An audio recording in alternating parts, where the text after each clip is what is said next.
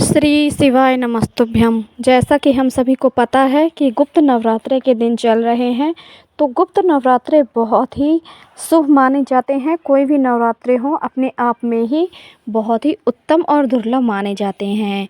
इन नवरात्रों में माता दुर्गा मतलब माता रानी के 9 रूपों का पूजा की जाती है, उन्हें प्रसन्न किया जाता है, उनका आशीर्वाद लिया जाता है, विशेष रूप से उनका भोग लगाया जाता है, उनका श्रृंगार किया जाता है।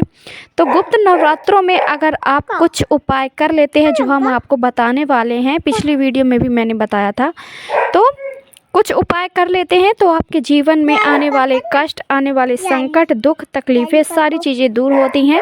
धन से जुड़ी हुई समस्याएं दूर होती हैं। तो आप सभी लोग वीडियो को लास्ट तक देखिएगा, वीडियो को लाइक करके चैनल को सब्सक्राइब करिएगा, बेल आइकन को भी प्रेस कर दीजिएगा ताकि वीडियो की नोटिफिकेशन सबसे पहले आप सभी को समय के साथ में मिल सके। तो चलिए अब हम बात करते हैं हमारे पहले उपाय के बारे में। तो देखिए, हम इस उपाय में माता रानी का हेमवती नाम आपको बताने वाले हैं। हेमवती नाम से आपको ये उपाय करना है। कैसे करना है, किस तरीके से करना है, तो आप ध्यान से सुनेंगे। तो हम बात करेंगे हमारे पहले उपाय के बारे में। हमारा जो पहला उपाय है हेमवती माता के नाम से आपको करना है। तो क्या क्या ज़रूरी है इस उपाय के लिए, तो देखिए हमारा जो पहला उपाय है, इस उपाय के लिए आपको लेना है एक बेलपत्र। एक बेलपत्र लेनी है, साबुत बेलपत्र लेनी है, कटी फटी खंडित नहीं होनी चाहिए। साथ में आपको चावल लेना है, अक्षत कितने लेने हैं, चावल के 3 दाने लेने हैं, केवल और केवल 3 दाने आपको चावल के लेने हैं। साबुत होने चाहिए, टूटे हुए नहीं होने चाहिए। जब भी हम उपाय के लिए कोई भी चीज़ें लेती हैं तो टूटी हुई खंडित नहीं होनी चाहिए, साबुत आपको लेना होता है। तो साबुत 3 चावल के दाने लेने हैं। और यहाँ पर आपको लेना है चंदन, पीला चंदन थोड़ा सा लेना है और थोड़ा सा लाल चंदन लेना है। और यहाँ पर 1 लोटा जल भी लेना है। सबसे पहले हम जो बेलपत्र लिए हैं उसे तैयार करके रख लेंगे।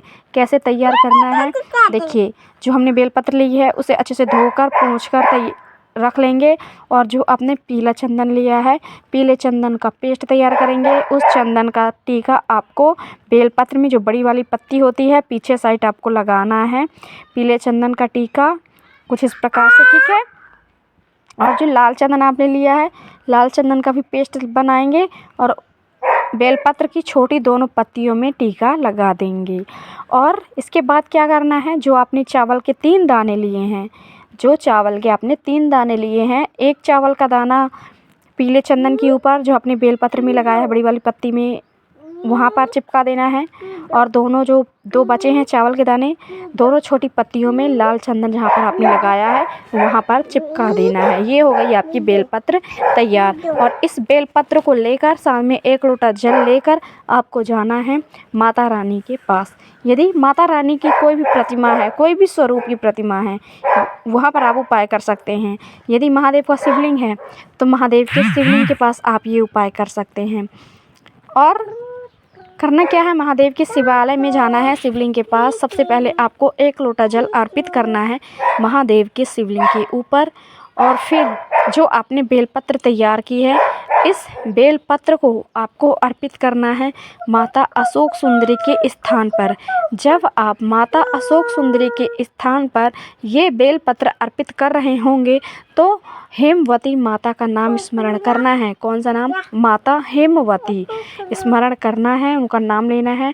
और इस बेलपत्र को आपको अर्पित कर देना है माता अशोक सुंदरी के स्थान पर। आपकी जो भी मनोकामना है आप मनोकामना बोल दीजिए, जो भी आप चाहते हो आप वो बोल दीजिए। बस आप ये बेलपत्र अर्पित कर दीजिए माता अशोक सुंदरी के स्थान पर। आपकी बड़ी से बड़ी मनोकामना भी पूरी होगी, जो आप चाहोगे वो आपको मिलेगा। बस पूरी सच्ची श्रद्धा, पूरे विश्वास के साथ आप ये उपाय एक बार ज़रूर कर लीजिएगा। तो ये उपाय आप ज़रूर करें। फिर से मैं कहती हूँ आप लोगों से, वीडियो को लाइक कर दीजिएगा। सभी लोगों को लाइक करना अनिवार्य है। वीडियो को लाइक करके चैनल को सब्सक्राइब कर दीजिएगा, ठीक है। तो ये था हमारा पहला उपाय। आई होप आप सभी लोगों को समझ में आया होगा। अगर कुछ भी डाउट है तो आप हमसे पूछ लीजिए कमेंट बॉक्स की सहायता से। तो चलिए अब हम बात करते हैं हमारे दूसरे उपाय के बारे में। हमारा जो दूसरा उपाय रहेगा वो आपकी विशेष को पूरी करने के लिए है। मनोकामना को पूरी करने के लिए है, आपकी हर एक इच्छा को पूरी करने के लिए है। तो आप ये उपाय ज़रूर करिएगा। तो कैसे करना है, क्या क्या ज़रूरी है इस उपाय के लिए, तो आप ध्यान से सुनेंगे, ठीक है। देखिए, ये जो हम आपको उपाय बता रहे हैं ना, जितने भी उपाय, आप गुप्त नवरात्रि के किसी भी दिन आप कर सकते हैं, कोई भी दिन हो। ज़रूरी नहीं है कि बैठकी हो, द्विज हो, तीसरा दिन हो, चौथा दिन हो, नहीं। आप नवरात्रों के 9 दिनों में से किसी भी दिन आप इन उपायों को कर लीजिएगा, ठीक है। तो हम बात करेंगे हमारे दूसरे उपाय के बारे में। तो देखिए, आप सभी को तो पता ही है, माता रानी का जो अंश होता है ना, माता रानी का सबसे ज़्यादा अंश कहाँ पर पाया जाता है, कहाँ पर वो विराजमान होती हैं, उनका अस्तित्व कहाँ पर होता है? नीम वृक्ष के पेड़ में। नीम वृक्ष के पेड़ में माता रानी का नवरात्रों में सबसे ज़्यादा अस्तित्व, सबसे ज़्यादा अंश माना जाता है। तो अगर आपके घर में नीम वृक्ष का छोटा सा भी पेड़ है तो आप वहाँ पर कर सकते हैं। लेकिन मान्यता क्या है कि जब आप किसी भी वृक्ष पर उपाय कर रहे होते हैं तो उसकी छाया आपके ऊपर पड़नी चाहिए। तो यदि आप बाहर नहीं जा पा रहे किसी बड़े पेड़ के पास नीम के, कोई भी कारण है नहीं जा पा रहे हो, बाहर जाना मना है, तो आप इस उपाय को आपके घर में यदि छोटा सा भी नीम वृक्ष का पेड़ है, पौधा है, आपने गमले में लगा रखा है, आपके घर के आसपास है, तो आप वहाँ पर भी कर सकते हैं, कोई प्रॉब्लम नहीं होगी, ठीक है। तो आपको करना क्या है, इस उपाय के लिए क्या क्या लेना है, आपको 2 लौंग लेनी है, यानी 1 जोड़ा लेना है लौंग का। जब 1 जोड़े की बात होती है तो आपको 2 लौंग लेनी है। और लौंग जो भी आप लेंगे, मतलब जो 2 लौंग आप लेंगे, लौंग साबुत होनी चाहिए, फूल वाली लौंग होनी चाहिए, टूटी हुई नहीं होनी चाहिए। मैंने बताया है ना, जब भी आप उपाय के लिए कोई भी चीज़ लेते हैं तो कटी फटी टूटी हुई नहीं होनी चाहिए, साबुत होनी चाहिए। तो उसी तरीके से आपको 2 लौंग लेनी है, साबुत लौंग फूल वाली होनी चाहिए, ठीक है। और क्या करना है यहाँ पे, और लौंग तो आपको पता ही है, माता रानी को अर्पित किया जाता है भोग के रूप में, उन्हें बहुत ही प्रिय होती हैं लौंग। तो आपको लौंग लेना है, इन दोनों लौंगों को लेकर जाना है नीम वृक्ष के पास, नीम का पौधा है वहाँ पास आपको जाना है। यदि आप परिक्रमा लगा सकते हैं तो बहुत ही उत्तम है, आप परिक्रमा लगा लीजिए, 9 परिक्रमा लगा लीजिए, जिस दिशा में घड़ी घूमती है उसी दिशा में 9 परिक्रमा लगानी है। और इन लौंगों को माता रानी का स्मरण करते हुए आपको अर्पित कर देनी है भोग के रूप में नीम वृक्ष के पास, ठीक है। आपकी जो भी मनोकामना है बोल दीजिए, सच्चे दिल से, पूरे हृदय से आप ये उपाय करें।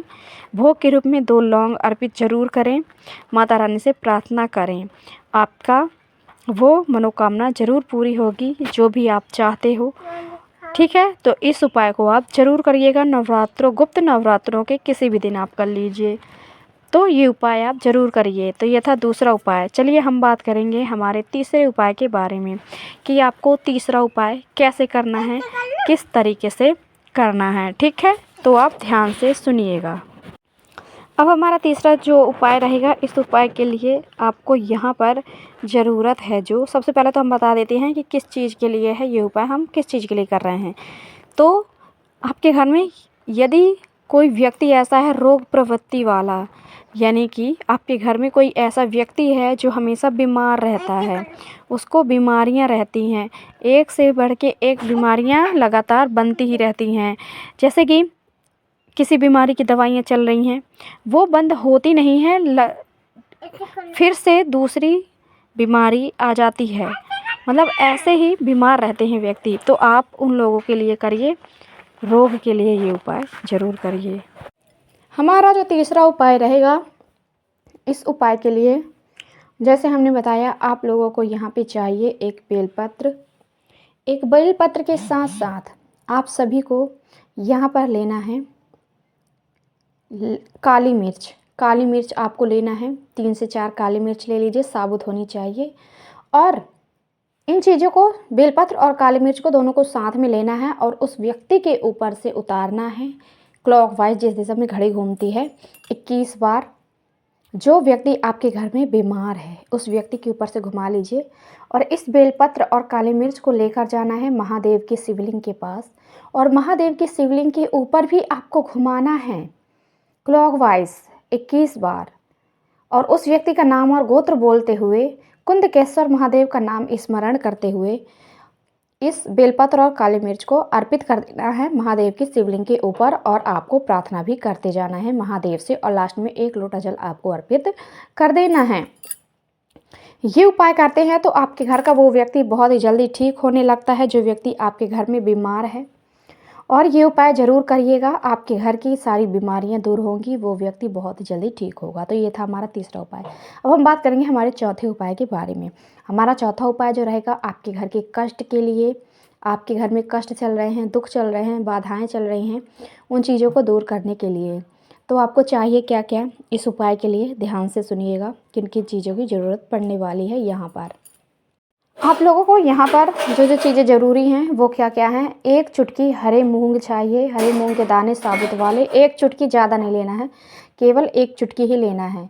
और आपको लेना है गुड़, गुड़ के 7 टुकड़े चाहिए, छोटे छोटे से आप कर लीजिए गुड़ के 7 टुकड़े, और साथ में 1 लोटा जल। और इन चीज़ों को लेकर जाना है महादेव की शिवलिंग के पास। सबसे पहले आप सभी को महादेव की शिवलिंग के पास जाने के बाद 1 लोटा जल आपको अर्पित करना है कुंदकेश्वर महादेव का नाम स्मरण करते हुए। इसके बाद जो आपने हरे मूंग के दाने लिए हैं उन्हें आपको अर्पित करना है महादेव की शिवलिंग के ऊपर, अपनी मनोकामना, अपने कष्ट को बोलते हुए जिसकी चीज़ के बारे में आप ये उपाय कर रहे हो, महादेव की शिवलिंग के ऊपर अर्पित कर देना है हरे मूंग के दाने।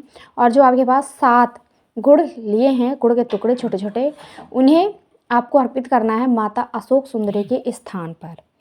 माता अशोक सुंदरी के स्थान पर आप ये 7 गुड़ के टुकड़े अपने कष्ट को बोलते हुए, माता रानी से प्रार्थना करते हुए उन्हें अर्पित कर दीजिए। आपके सारे कष्ट दूर हो जाएंगे। ये उपाय करिए, साथ ही साथ वीडियो को लाइक करके चैनल को सब्सक्राइब करिए।